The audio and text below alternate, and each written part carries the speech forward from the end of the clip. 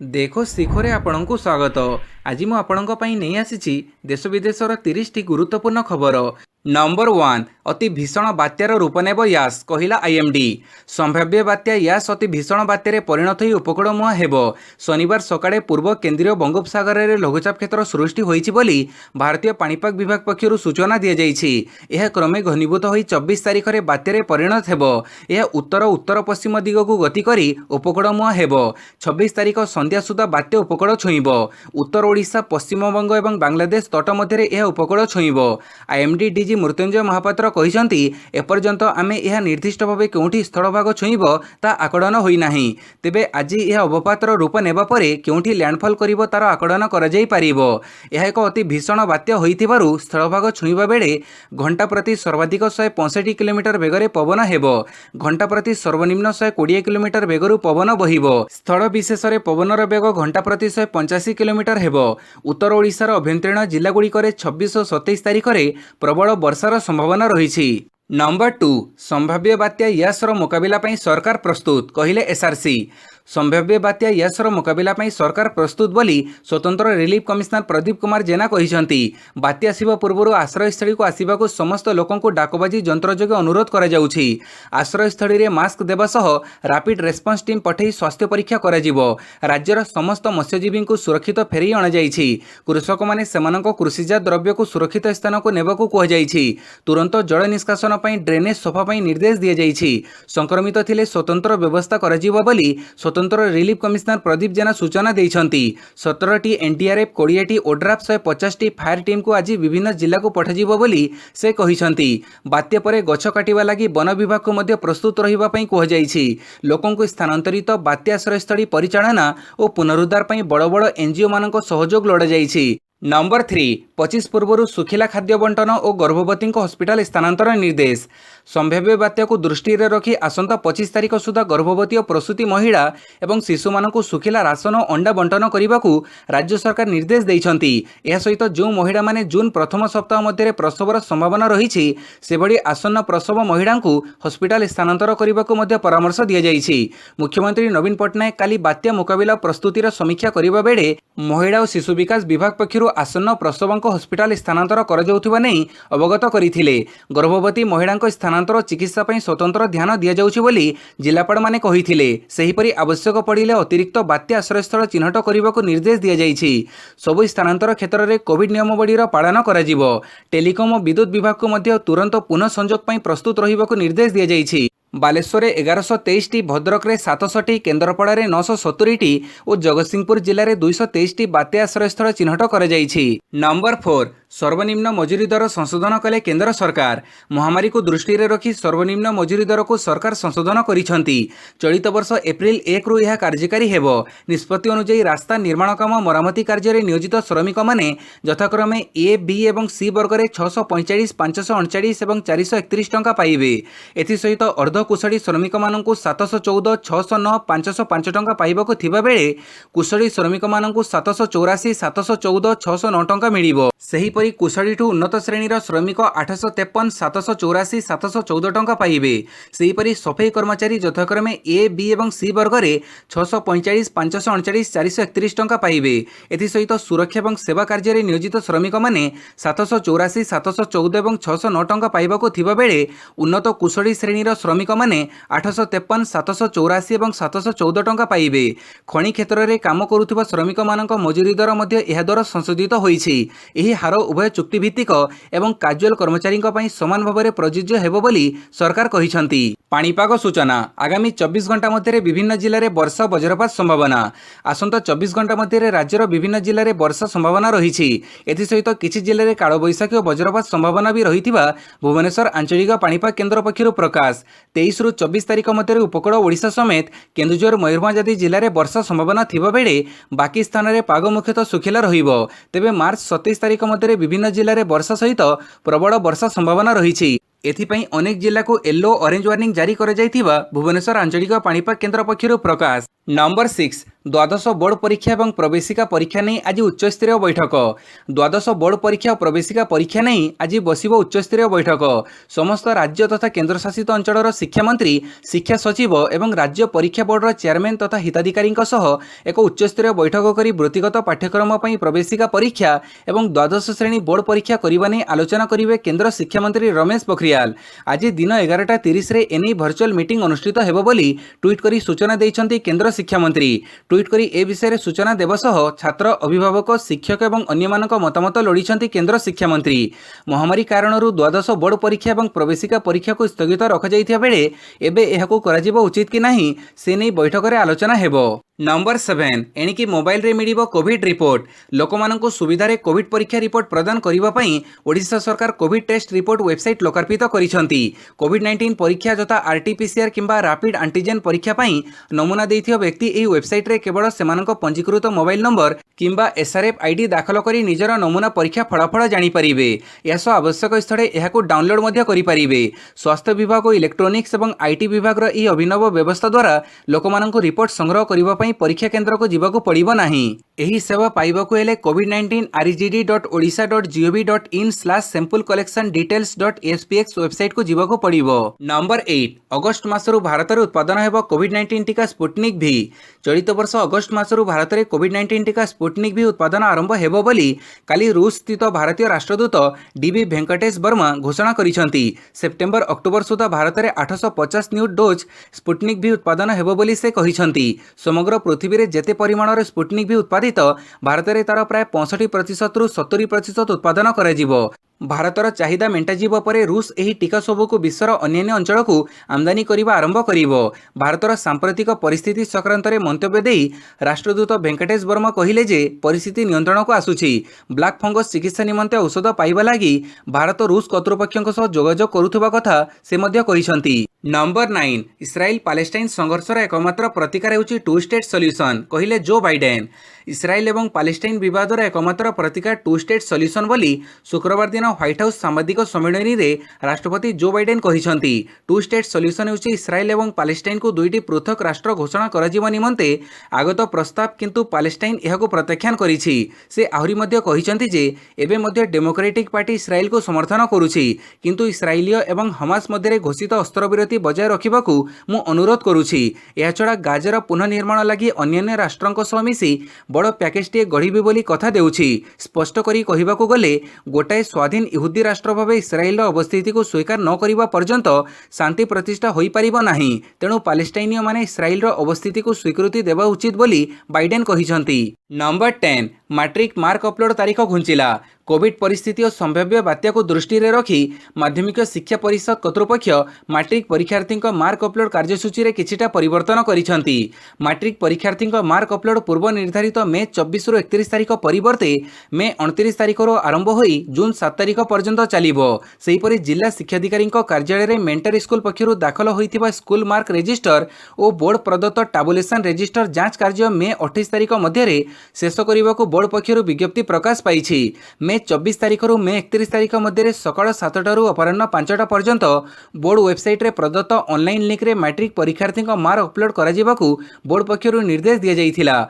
Mentor school रो प्रधान शिक्षक संश्लिष्ट school मानक प्रधान शिक्षक उपस्थिति रे मार्क अपलोड करिवे। नंबर 11 भयभीत होई अत्यावश्यक सामग्री किणनी कहिले मंत्री। राज्य में अत्यावश्यक सामग्री मौजूद रही यार परिवहन लॉकडाउन कटकणा मुक्त रखा जाइछि। तेणु संभाव्य बात्या जोगु भयभीत होई अधिक परिमाणर खाद्य सामग्री न किणिबा पई जोगाण मंत्री रणेंद्र प्रताप स्वाई खाउटी मानकु परामर्श दैछंती। श्री स्वाई कहिसंती जे राज्य में लॉकडाउन और सप्ताहांत सटडाउन बड़बतर रहिथिला बेले संभाव्य बात्यार आशंका थिबारु किछि लोक आवश्यकता ठारू अधिक परिमाणर अत्यावश्यक सामग्री क्रय करिवार संभावना रहिछि। यार सुजोग नहीं असाधु व्यवसायी माने अत्यावश्यक सामग्रीर कड़ाबजारी करिवार आशंका रही। तेणु जांच व्यवस्था करने सह असाधु व्यवसायी विरोध में दृढ़ कार्यानुष्ठान ग्रहण करने को विभागीय अधिकारी मानक मंत्री निर्देश देइछंती। नंबर 12 टीका अभाव समस्या पई केंद्र को परोक्ष दायी कला सीरम इंस्टीट्यूट। देश में लगी रही कोविड टीका अभाव समस्या पई केंद्र सरकार को परोक्ष भाव दायी करिछि सीरम इंस्टीट्यूट।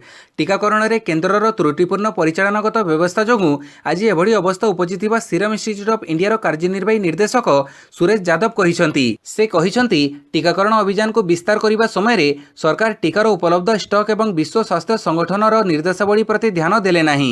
डब्ल्यूएचओ निर्देशावली को दृष्टि रखी सही अनुसार ही टीकाकरण में लोकों को प्राथमिकता देवा आवश्यक थिला। प्रारंभिक समय 300 नियुत बा 30 कोटी लोकों को टीका दियाजिबार थिला, जोथिपई 600 नियुत बा 60 कोटी पान टीका जरूरी थिला।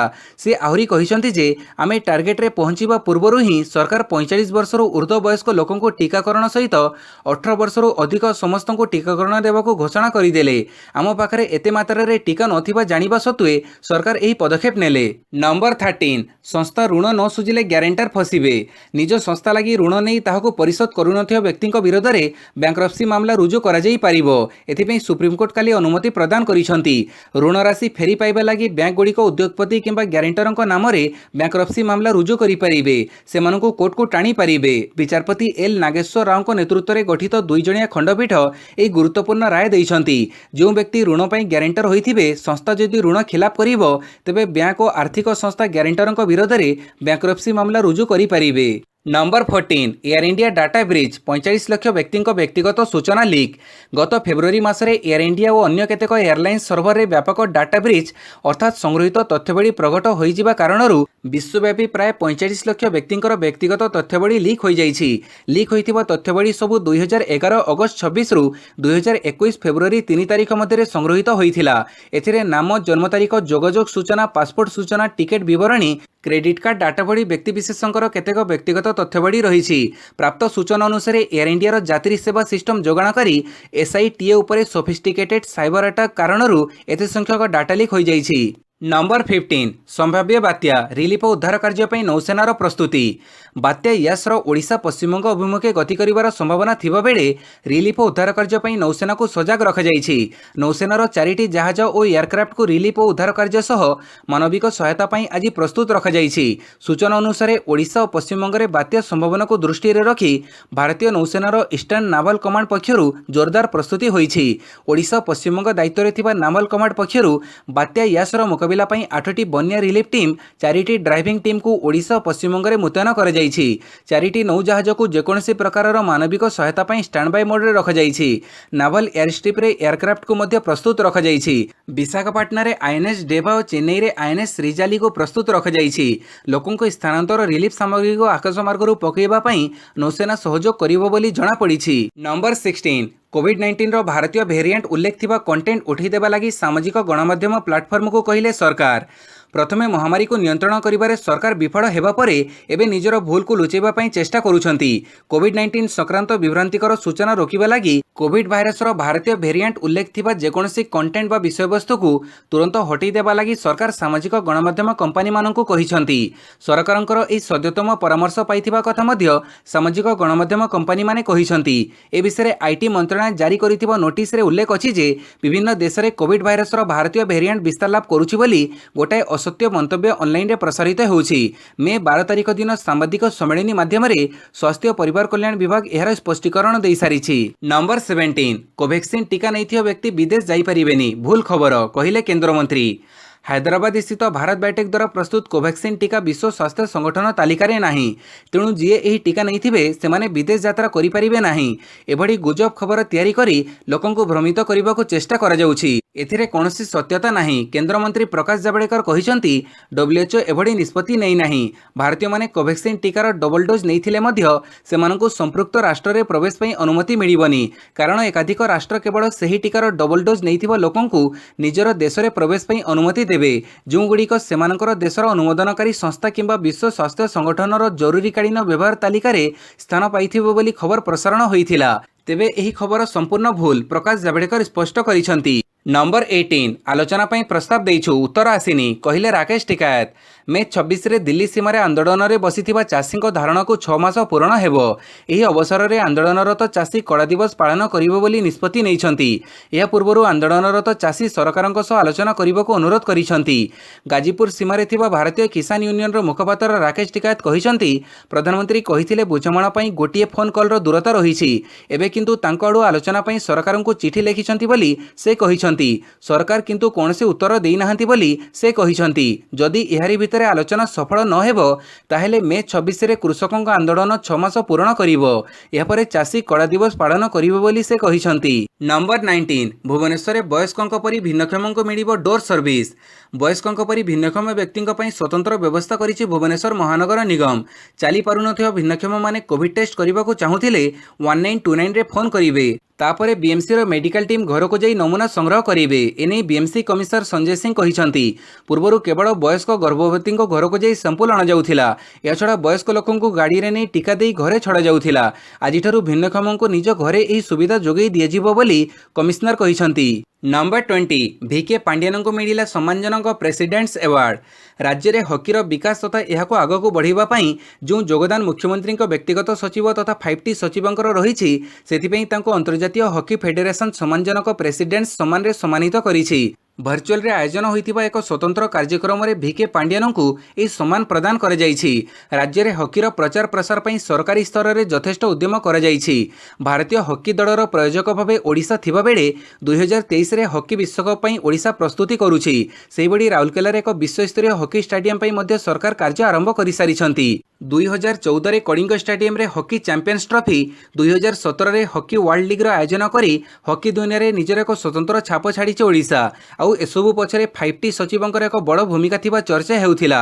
ପାଣ୍ଡିଆନଙ୍କୁ ଏହି ପୁରସ୍କାର ମିଳିବା ପରେ ହକି ଇଣ୍ଡିଆ ପାଣ୍ଡିଆନଙ୍କୁ ଅଭିନନ୍ଦନ ଜଣାଇ କହିଛି, ଏହି ସମ୍ମାନଜନକ ଆୱାର୍ଡ ପାଇବା ପାଇଁ ସେ ଯୋଗ୍ୟ। ନମ୍ବର 21 ଦେଶରେ ଚିହ୍ନଟ ହେଲେଣି ପ୍ରାୟ 9000 ବ୍ଲାକ୍ ଫଙ୍ଗସ ରୋଗୀ। ସମସ୍ତ ରାଜ୍ୟକୁ ବ୍ଲାକ୍ ଫଙ୍ଗସକୁ ମହାମାରୀ ବୋଲି ଘୋଷଣା କରିବା ପାଇଁ କେନ୍ଦ୍ର ସରକାର ନିର୍ଦ୍ଦେଶ ଦେବା ପରେ ଏବେ ଦେଶରେ ପ୍ରାୟ 9000 ଲୋକ ବ୍ଲାକ୍ ଫଙ୍ଗସରେ ସଂକ୍ରମିତ ହୋଇସାରିଥିବା ନେଇ ସୂଚନା ମିଳିଛି। କାଲି ଏନେଇ ସୂଚନା ଦେଇଛନ୍ତି କେନ୍ଦ୍ରମନ୍ତ୍ରୀ ସଦାନନ୍ଦ ଗୌଡ଼ା।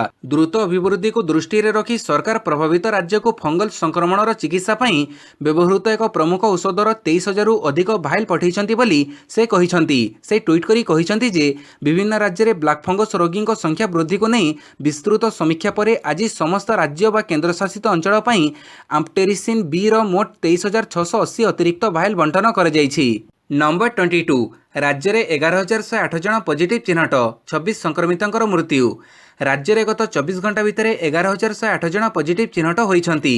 ଖୋର୍ଦ୍ଧା ଜିଲ୍ଲାରୁ ସର୍ବାଧିକ 1451 ଜଣ, କଟକରୁ 944, ଅନୁଗୁଳରୁ 864, ବରଗଡ଼ରୁ 339, ଭଦ୍ରକରୁ 489, ବାଲେଶ୍ୱରରୁ 509, ବଲାଙ୍ଗୀରରୁ 298, ବୌଦ୍ଧରୁ 273, ଦେବଗଡ଼ରୁ 125, ଢେଙ୍କାନାଳରୁ 131, ଗଜପତିରୁ 157, ଗଞ୍ଜାମରୁ 214, ଜଗତସିଂହପୁରରୁ 318, ଯାଜପୁରରୁ 396, ଝାରସୁଗୁଡ଼ାରୁ 113, କଳାହାଣ୍ଡିରୁ 39, କନ୍ଧମାଳରୁ 132, କେନ୍ଦ୍ରାପଡ଼ାରୁ 150, କେନ୍ଦୁଝରରୁ 169, କୋରାପୁଟରୁ 251, ମାଲକାନଗିରିରୁ 100, ମୟୂରଭଞ୍ଜରୁ 635, ନବରଙ୍ଗପୁରରୁ 357, ନୟାଗଡ଼ରୁ 332, ନୂଆପଡ଼ାରୁ 114, ପୁରୀରୁ 473, ରାୟଗଡ଼ାରୁ 209, ସମ୍ବଲପୁରରୁ 384, ସୋନପୁରରୁ 180, ସୁନ୍ଦରଗଡ଼ରୁ 708 ଜଣ ଆକ୍ରାନ୍ତ ଚିହ୍ନଟ ହୋଇଛନ୍ତି।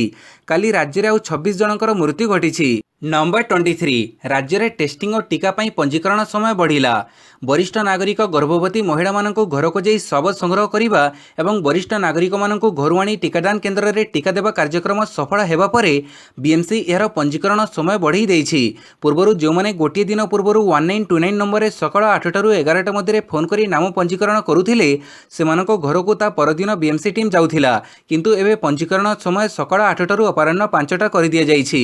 ଲୋକଙ୍କ ଚାହିଦାକୁ ଦେଖି ଆମେ ପଞ୍ଜୀକରଣ ସମୟ ବଢ଼ାଇବା ସହ 4ଟି ସ୍ୱତନ୍ତ୍ର ଲାଇନ୍ ଏଥିପାଇଁ ରଖିଛୁ ବୋଲି ବିଏମ୍ସି ପକ୍ଷରୁ କୁହାଯାଇଛି। ନମ୍ବର 24 ଶୁଭେନ୍ଦୁଙ୍କ ବାପା ଓ ଭାଇଙ୍କୁ କେନ୍ଦ୍ର ଦେବ Y+ ସୁରକ୍ଷା। ବିଜେପି ଟିକେଟରେ ନନ୍ଦୀଗ୍ରାମ ଆସନରୁ ଜିତିଥିବା ଶୁଭେନ୍ଦୁ ଅଧିକାରୀଙ୍କ ବାପା ଓ ଭାଇଙ୍କୁ Y+ ସୁରକ୍ଷା ଯୋଗାଇ ଦେବାକୁ ସ୍ୱରାଷ୍ଟ୍ର ମନ୍ତ୍ରଣାଳୟ ନିଷ୍ପତ୍ତି ନେଇଛି। ଶୁଭେନ୍ଦୁଙ୍କ ବାପା ଶିଶିର ଅଧିକାରୀ ବେଙ୍ଗଲର ସାଂସଦ। ସେ ପଶ୍ଚିମବଙ୍ଗ ବିଧାନସଭା ନିର୍ବାଚନ ପୂର୍ବରୁ ହିଁ ପ୍ରଧାନମନ୍ତ୍ରୀଙ୍କ ଉପସ୍ଥିତିରେ ବିଜେପିରେ ମିଶିଥିଲେ। ସେହିପରି ତାଙ୍କ ଭାଇ ଦିବ୍ୟେନ୍ଦୁ ଅଧିକାରୀ ମଧ୍ୟ ବିଜେପିରେ ମିଶିଛନ୍ତି। ସେ ମଧ୍ୟ ଲୋକସଭାକୁ ନିର୍ବାଚିତ ହୋଇଛନ୍ତି। ଉଭୟଙ୍କୁ Y+ ସୁରକ୍ଷା ଯୋଗାଇ ଦିଆଯିବ। Y+ ସୁରକ୍ଷା ମିଳିଲେ ଏହି ଦୁଇ ସାଂସଦଙ୍କ ଚାରିପାଖରେ ସିଆର୍ପିଏଫ୍ କମାଣ୍ଡୋମାନେ ରହିବେ। नंबर 25 सप्ताहक ପାଇଁ ଲକଡାଉନ୍ ବଢ଼େଇଲେ ତାମିଲନାଡୁ ସରକାର। ଆସନ୍ତା 24 ତାରିଖରୁ ପୁଣି ସପ୍ତାହକ ପାଇଁ ଲକଡାଉନ୍ ବଢ଼େଇଛନ୍ତି ତାମିଲନାଡୁ ସରକାର। ତେବେ ଏହି ସମୟରେ ମେଡିସିନ ଦୋକାନ ସହ ଦୁଗ୍ଧ ଯୋଗାଣ ଖବରକାଗଜ ବିତରଣ ସାଙ୍ଗକୁ ଗଣମାଧ୍ୟମ ସଂସ୍ଥା ଚାଲୁ ରହିବ। ରାଜ୍ୟ ସରକାରଙ୍କ ପକ୍ଷରୁ ପ୍ରକାଶିତ ନିର୍ଦ୍ଦେଶନାମା ମୁତାବକ ଆଜି ସକାଳ 6ଟାରୁ ରାତି 9ଟା ଯାଏଁ ଦୋକାନ ଖୋଲିବାକୁ ଅନୁମତି ଦିଆଯାଇଛି। ଆଜି ଘରୋଇ ବସ୍ ଓ ସରକାରୀ ବସ୍ ଚଳାଚଳ କରିବ। ଆସନ୍ତା 24 ତାରିଖରୁ ରାଜ୍ୟରେ ସମସ୍ତ ପ୍ରକାରର ଗମନାଗମନ ବନ୍ଦ ରହିବା ସହ ଦୋକାନ ବଜାର ବନ୍ଦ ରହିବ ବୋଲି କୁହାଯାଇଛି। नंबर 26 18 वर्षରୁ ऊर्ध्व ବୟସ୍କଙ୍କ ପାଇଁ ଟିକାକରଣ ବନ୍ଦ କଲେ ଦିଲ୍ଲୀ ସରକାର। ଟିକାକରଣ ରୋକିଲା ଦିଲ୍ଲୀ। ଟିକା ସରିଯିବାରୁ 18 ବର୍ଷରୁ ऊर्ध्व ବୟସ୍କଙ୍କ ପାଇଁ ଟିକାକରଣ ରୋକିଲେ ଦିଲ୍ଲୀ ମୁଖ୍ୟମନ୍ତ୍ରୀ ଅରବିନ୍ଦ କେଜରିୱାଲ। କାଲିଠାରୁ ଟିକାକରଣ ବନ୍ଦ ହୋଇଥିବା ନେଇ ସେ ସୂଚନା ଦେଇଛନ୍ତି। ମୁଖ୍ୟମନ୍ତ୍ରୀ କେଜରିୱାଲ ଶନିବାର ଅପରାହ୍ନରେ ଗଣମାଧ୍ୟମକୁ ସମ୍ବୋଧିତ କରି କହିଛନ୍ତି, ଆଜି ଦିଲ୍ଲୀରେ 18+ ବର୍ଗ ପାଇଁ ଟିକାକରଣ ବନ୍ଦ ହୋଇଯାଇଛି। ଏହି ବର୍ଗ ପାଇଁ ଥିବା ଟିକାର ଷ୍ଟକ୍ ଏବେ ଶେଷ ହୋଇଛି। ଏହି କାରଣରୁ ସେମାନଙ୍କୁ ଟିକା ଦିଆଯାଉଥିବା ଟିକାକରଣ କେନ୍ଦ୍ରକୁ ବନ୍ଦ କରାଯାଇଛି। ଦିଲ୍ଲୀର ସମଗ୍ର जनसंख्या को टीका देवा पाई दिल्ली को 80 लाख डोज कोविड टीका आवश्यक एवं राज्य को टीका जोगाण पाई केंद्र तुरंत विदेश को टीका किनिबा आवश्यक। अनेक देश आवश्यकता ठारू अधिक टीका संरक्षित करी रखिछंती एवं सही टीका गुडी को भारत को हस्तांतर करने को केंद्र सेमानकु अनुरोध करने उचित बोली मुख्यमंत्री केजरीवाल कहिसंती। नंबर 27 देश में 2,57,299 कोविड संक्रमित चिन्हट। मृत्यु संख्या 4,194। गत 24 घंटा मध्य देश में महामारी संक्रमण संख्या 2.57 लाख थिबा बेले मृत्यु संख्या 4,194 रही जनापड़ी। केंद्र स्वास्थ्य मंत्रालय तथ्य अनुसार शनिवार सुधा समग्र देश में 24 घंटा मध्य 2,57,299 नूतन संक्रमण और 4,194 मृत्यु रेकर्ड कर। नंबर 28 डीएलएफ लांच मामलें लालू को क्लीन चिट। डीएलएफ लांच मामलें बिहार पूर्वतन मुख्यमंत्री लालू प्रसाद यादव को आश्वस्ति मिली। यह मामलें सीबीआई लालू को क्लीन चिट देछि। प्राथमिक तदंतर लालू विरोध में कौन प्रमाण न मिलू बाध्य होई सीबीआई को मामला को बंद करिछि। तेबे एही क्लीन चिट वर्तमान दिया जाई नाही बरं पूर्वतन निर्देशक ऋषि कुमार शुक्लांक कार्यकाल रे दिया जाइथिबा एबे जणा पड़िछि। 2018 रे सीबीआई प्रारंभिक तदंत को आधार करी मामला रुजु करिथिला, किंतु मामलार अनुसंधान करिबा परे जेतेबेले कोनसी ठोस प्रमाण मिलिला नाही सेतेबेले एहार फाइल बंद करि दिया गला। नंबर 29 भारतरू आसुवा यात्रीवाही विमान प्रति निषेधादेश वृद्धि कला कानाडा। कोविड-19 परिस्थितिर अवनति कारणरू भारत और पाकिस्तान आसुवा यात्रीवाही विमानगुड़िक उपरे कानाडा सरकार जारी करिथिबा निषेधाज्ञा को पुणी जून 21 पर्यंत वृद्धि करिसेंती। शुक्रवार दिन कानाडीय परिवहन मंत्री ओमर अलघाबरा एकथा घोषणा करी कहिले जे कोविड-19 विरोधी संघर्षर अंश भावे विमान आगमन उपरे निषेधादेश जारी कर जाइछि। भारत में संक्रमण संख्या हठात वृद्धि पाइबा कारणरू एप्रिल 22 तारिख दिन ओटावा प्रथमे भारतीय विमान आगमन उपरे निषेधादेश जारी करिथिला। नंबर 30 भारत इंग्लैंड श्रृंखला को आगुआ योजना। आगामी भारत इंग्लैंड टेस्ट श्रृंखला को आगुआ करने लगी बीसीसीआई प्रस्ताव देछि।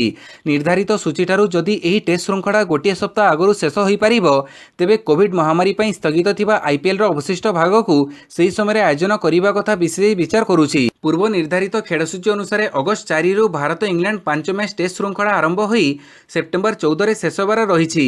बीसीसीआई रो प्रस्ताव अनुसार एहाको जदि सेप्टेम्बर 7 तारिख सुधा शेष करी हुअंता तेबे आईपीएल रो अवशिष्टांश पई समय मिल जाता। इंग्लैंड क्रिकेट बोर्ड किंतु बीसीसीआई पक्षरु एभली प्रस्ताव पाई नथिबा कहिछि। तथापि एभली प्रस्ताव आलोचना स्तर रे रहिछि बोली विश्वास करा जाउछि। भिडियोटी को संपूर्ण देखिथिबारु बहुत बहुत धन्यवाद।